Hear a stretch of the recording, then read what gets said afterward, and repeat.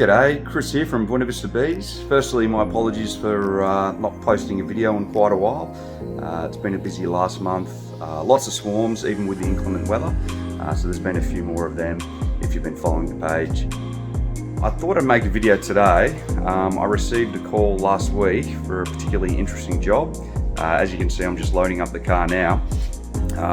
Basically what I've been asked to do is a hive removal in a comms room at Penrith railway station. So basically a week ago, the technicians went in there. They hadn't been in there for a month, and a swarm has got into the room and set up a hive hanging off the roof. So I've done cutouts before. Cutouts are what we call a hive removal, not a swarm removal, but always outside, never indoors. So this required me to develop some new equipment, which I'm just about to show you now. What I'm going to do is set up a time-lapse camera so you can see the work involved. It's quite a lengthy process. It'll take a couple of hours. So here's this new bit of equipment that I've built. It's called a bee vacuum.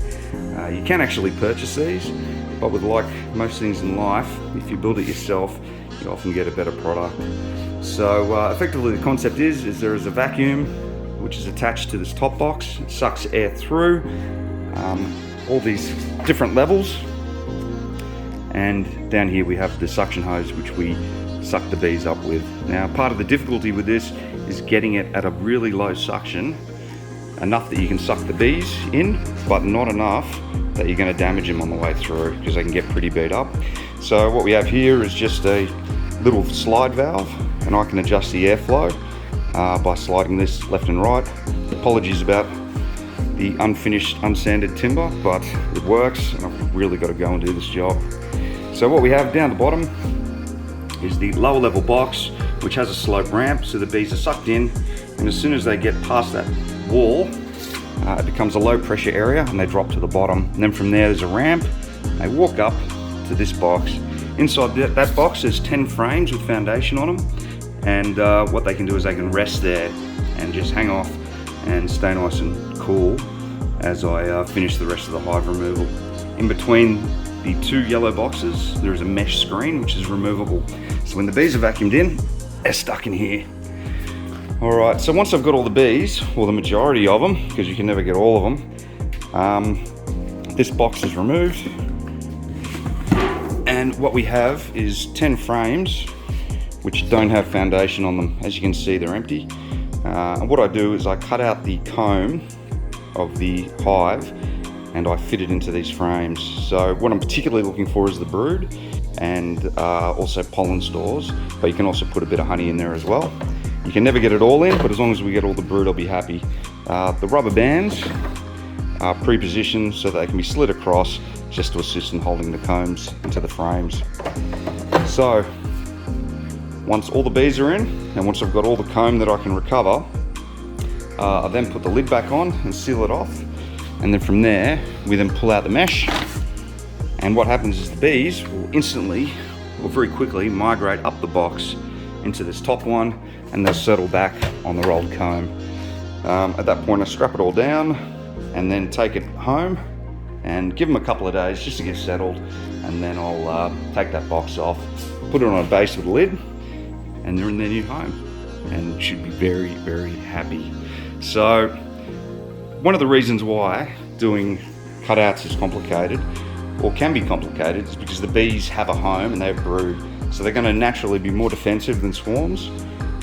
It's messy as well because you've got to cut a honeycomb, you've got honey going everywhere, and essentially I've got to get every single bee and then seal up the hole in this room so that no more can get in, so these guys can get to work in this comms room as soon as possible. So anyway, it's time to finish packing the car. Enjoy the time lapse and the video. Wish me luck. No worries, mate. Hey, just double checking, you got a 2.5 kilowatt inverter on your car, don't you? Yes, I do. Because if we don't have mains power coming through to power this vacuum, it just won't work. So I need power.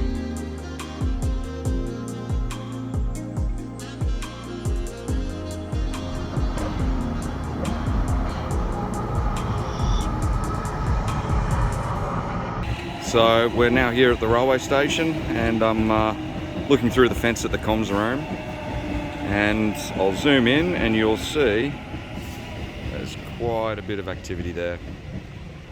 Bees flying in and out. So it'd be interesting to have a look, see what's inside.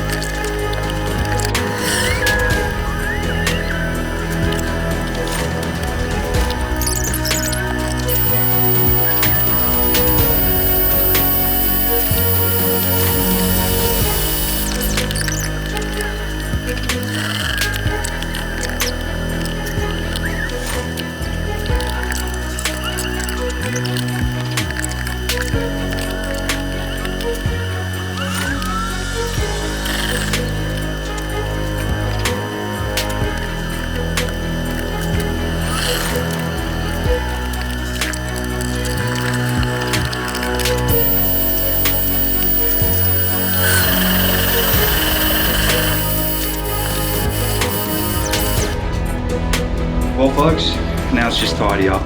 I'll see you back at the garage for a debrief. Alright, so we're back in the garage, and it was definitely a mission success. The bees have been dropped off into my second apiary at my brother Grant's house, and they look extremely happy. And when I release them, they're already conducting orientation flights, which means they know they're in a new place, and they're starting to investigate their surroundings. So I'm pretty confident they're going to do really well. Other successes, I guess, was the bee vac worked perfectly, and all the kind of systems and the moving parts within did what they were meant to do, which was fantastic. Some of the challenges was intermittent power supply. So being in a rail corridor, there's no 240 volt, so we're running off the inverter off the technician's car, which was a 2500 watt inverter. I thought it was going to be fine, but we kept depleting the battery. So basically had to stage what it was doing and vacuum for 5 minutes, and then cut out the brood and put it into the frames and wait for the battery charge and then go back to vacuuming. So in the end we got there, but that was definitely an issue. The size of the bee vac, it's massive, and realistically I need something which is half the size. You got to remember, a lot of these cutouts are in roof spaces, and you can imagine trying to drag something like that up into a void. It would be hard work. But we got there in the end. Bees are happy, and definitely a mission success. So I hope you enjoyed the video, and look forward to seeing you next time. Bye for now.